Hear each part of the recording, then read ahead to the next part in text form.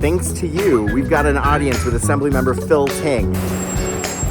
We're going to get to talk about the past decade of housing reform and the future of ADU reform and what we could do to make more housing happen in California. So we're going to head up and kind of get down and wonky with all the ADU and housing legislation that he's worked on over the past decade and talk about what's in the future too. It's a real moment for the channel. Thank you all for watching. It lets us go and meet with the movers and shakers who are making these policies happen, and it's helping us fight the housing shortage. Thank you for watching. I hope you learn a lot. There's some pearls in here. Assemblymember Phil Ting, thank you so much for having us at your office today. You've been serving in the state legislature since 2012, and you've passed some of the biggest housing reform and ADU reform that makes all this possible, right? And so we're at 80,000 more ADUs in the state of California today. And so I just want to start with a big thank you. And thank you for having us. Well, thank you for being here. It's great for you to cover this very important topic. I've been such a huge fan of ADUs because we've been able to see ADUs actually get adopted and built.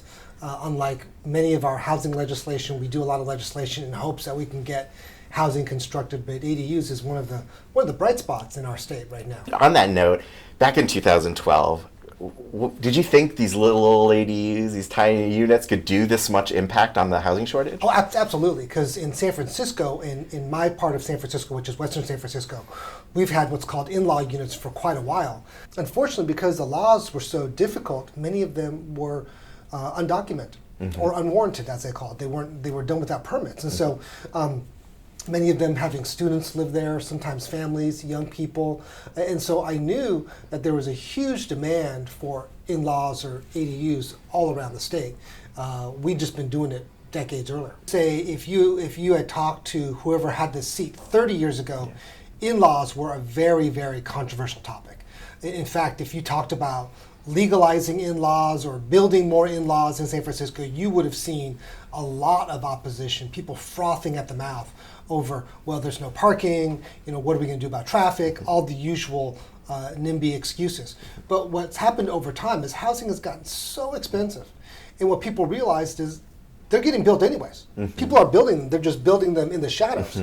And so as people, I think, just became much more receptive to them in certain parts of the city, it just sort of got a broader acceptance all through San Francisco. So it was actually rather easy legislation for me to champion, just because we had gone through so many rounds of political discourse on this very issue for, frankly, decades. When you think about some of the current ADU legislation, like you just pushed through 1033 and some really bold policies still coming out, those still face some opposition. Yes. Why would a group like the Realtors not want to make commission on stuff like selling condos? I think you'll have to ask them. I really think they were misinformed and misled. There's no reason why the Realtors should be against housing or against building ADUs, and there's no reason why the Realtors should be against separately conveying or being able to, condo convert ADUs. No reason. But again, you should talk to them. I'm not going to speak for them. Of course. But what we found is really broad support. Outside of them, really broad support. We worked the legislation, talked to a number of stakeholders. At first, lenders around the separate conveyance were concerned, but we were able to work through their concerns. And again, it's already happening in other states, Oregon, Texas. And so we weren't even first. So the lenders should have had some familiarity, because these were like big lenders, some familiarity with how this is already being done in other parts of the country. Yeah. Okay, well then more positively, from the other perspective, how do you go about building those alliances for future legislation? Well, I'm so lucky in the Bay Area. We have a number of traditional business organizations, Bay Area Council, Silicon Valley Leadership Group. Those are traditional industry business associations, and they have been very, very pro-housing since I went up to Sacramento. In fact, housing is one of their major priorities. And why, you ask?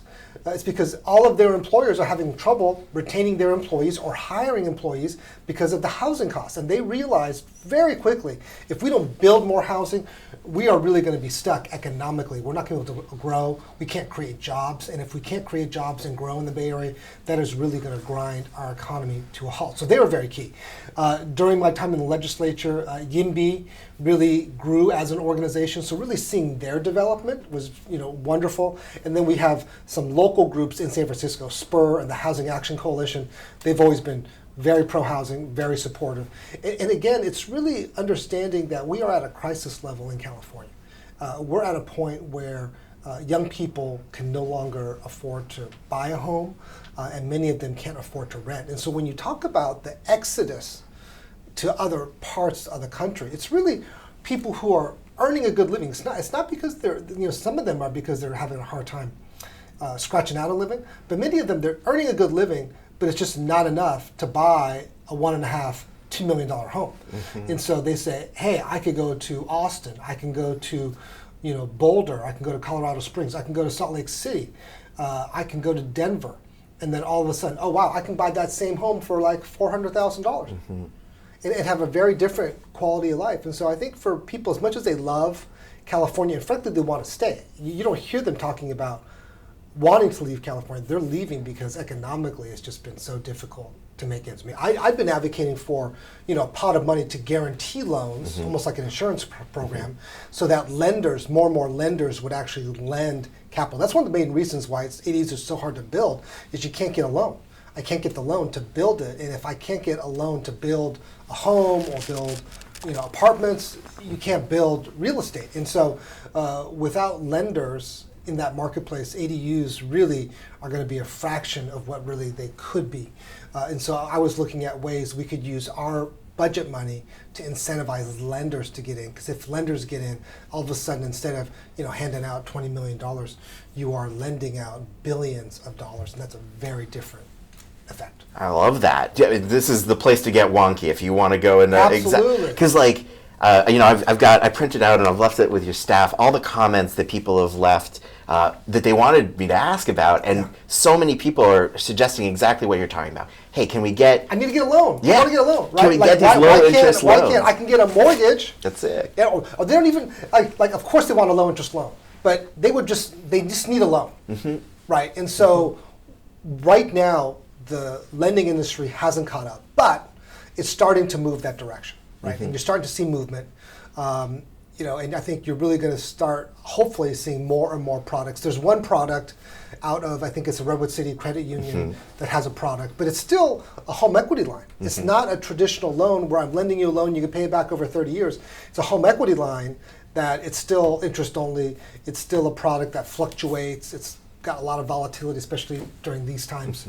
So it's very very difficult. But I think the best use to save money would really be finding ways to incentivize lenders to get in the game. Well, so here's a great point of advocacy. Like, everybody who watches this channel loves to write in. Yeah. And so what can we get behind? Is there an effort? You've got a year of legislation ahead of you. Well, I think it's two things. It's making sure that the grant money's being spent as judiciously as possible, and that the income guidelines are really for people who, the money's going to people who really would not have built an ADU unless they had the money, right? I think in the last iteration, too many people who already were going to build ADUs just got a little bit of pocket change, right? And that makes no sense. So again, making sure that Cal HFA is being held accountable around the income guidelines is first and foremost. I think the other part is really, talking to your lenders, trying to get them into this game. So everyone's got a mortgage, or most people have mortgages. Talk to your lenders. See if we can get them more engaged in trying to develop products, because they're going to make money on this product. I think they just haven't figured out how to underwrite it yet. They're not really going to do this until they believe there's really a growing marketplace. So I think they need to be told, hey, we want this product. When can you start offering? And then from your perspective, if the state has a role in that, it's that there could be funding which helps secure loans. That's right. Right. And so that's what the original money was. And that's why originally in the budget it was added in and then taken away and then put back in. Because originally it was going to be a loan guarantee program. And then they wanted to change it to a grant program, and then I had to be convinced that the grant program would actually be helpful and create some opportunities for lenders. All right. Everybody who watches this to the end, they're real go-getters. Do you want to send them somewhere? Do you want a call to action? Well, I think they should be working with Casita to advocate to lenders and making sure that Casita is working with individual ADU owners to advocate to lenders to really start lending to property owners to build more ADUs. I love it. Okay, so we're going to put a link in the video description below. Yes. That's going to be a petition and a letter to the Casita Coalition, Right. so that people can do exactly that. Excellent. And get those lenders moving. Perfect. Excellent. Assemblymember Ting, it's been such an honor to work in the wake of your legislation and to meet you in person. And thank you so much for all the work you do. Thanks for interest in ADUs. Really, thanks for doing your YouTube channel, and I'll be excited to really follow it and see more and more ADUs being built in California. That's it. Let's do it. Let's build some housing. That's right. All right.